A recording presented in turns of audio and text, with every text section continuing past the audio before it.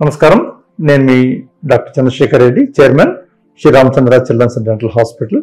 ఈరోజు మనం పిల్లల్ని ఎప్పుడు హాస్పిటల్లో అడ్మిట్ చేయాలి అన్న పరిస్థితుల గురించి మాట్లాడుకుందాం.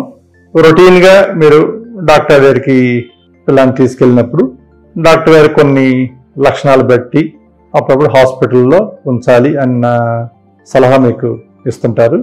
సో వాటి గురించి 4 మాటలు మనం చెప్పుకుందాం. ఇప్పుడు వర్షాకాలంలో కొన్ని పరిస్థితులు పిల్లల్లో ఏర్పడుతుంటాయి. అప్పుడు హాస్పిటల్లో ఉంచాల్సిన అవసరం ఉంటుంది. ముఖ్యంగా శ్వాసకోశ సంబంధించిన ఇబ్బందులు, ఆయాసం ఉండటం అంటే పిల్లలు పక్కా ఎగరేస్తుంటారు. సో దాన్ని రెస్పిరేటరీ డిస్ట్రెస్ అంటాము. ఊపిరితిత్తుల్లో నిమ్మ ఏర్పడినప్పుడు, ఊపిరితిత్తుల్లో అన్న నీరు చేరినప్పుడు బ్రాంకలైటిస్ అంటాం. ఇలాంటి సందర్భాల్లో హాస్పిటల్లో ఉంచాల్సిన అవసరం ఉంటుంది.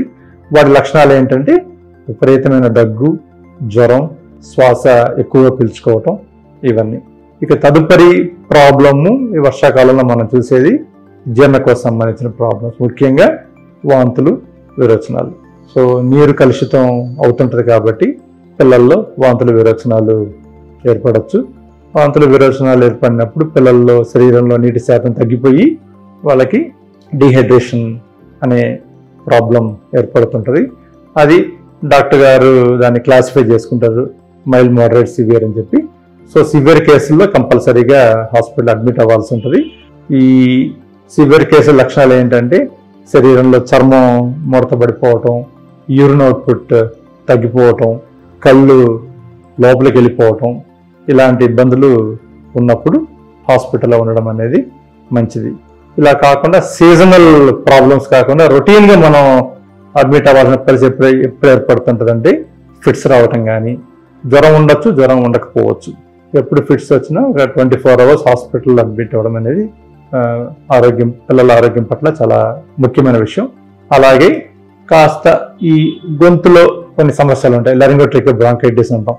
మీకు దగ్గు విపరీతంగా రావటం, కొద్దిగా గురకలా ఉండడం, శ్వాస కష్టంగా ఉండడం. సో ఇవన్నీ వైరల్ ఇన్ఫెక్షన్స్లో ఏర్పడే అవకాశాలు ఉంటాయి. సో అలాంటి సందర్భాల్లో హాస్పిటల్లో ఉండాలి.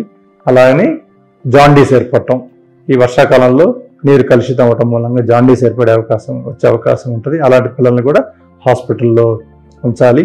విపరీతమైన కడుపు నొప్పి, ఏమైనా అపెండిసైటిస్ లాంటిది ఏమన్నా లక్షణాలు ఉంటే హాస్పిటల్ అడ్మిట్ అవ్వాల్సి ఉంటుంది. సో ఇలా హాస్పిటల్ అడ్మిషన్ అనేది డాక్టర్ గారు మీకు సలహా ఇచ్చినప్పుడు దయచేసి వినండి, రిస్క్ తీసుకోమాకండి.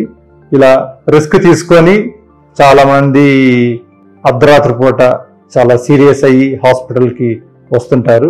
అంటే మీకు ఖచ్చితంగా మీ డొమెస్టిక్ విషయంలో ప్రాబ్లమ్స్ ఉండొచ్చు, హాస్పిటల్లో ఉండడానికి కుదరకపోవచ్చు. కాకపోతే సలహా ఇచ్చినప్పుడు మాత్రం సీరియస్గా దాన్ని కంపల్సరీగా యాక్సెప్ట్ చేయాల్సిన విషయంగా పరిగణించి హాస్పిటల్లో పిల్లల్ని ఉండటానికి ప్రయత్నం చేయండి. హాస్పిటల్లో ఉండటం వల్ల చాలా ఉపయోగాలు ఉంటాయి. సీరియస్నెస్ తగ్గడానికి అవకాశం ఉంటుంది, రికవరీకి మంచి అవకాశాలు ఉంటాయి.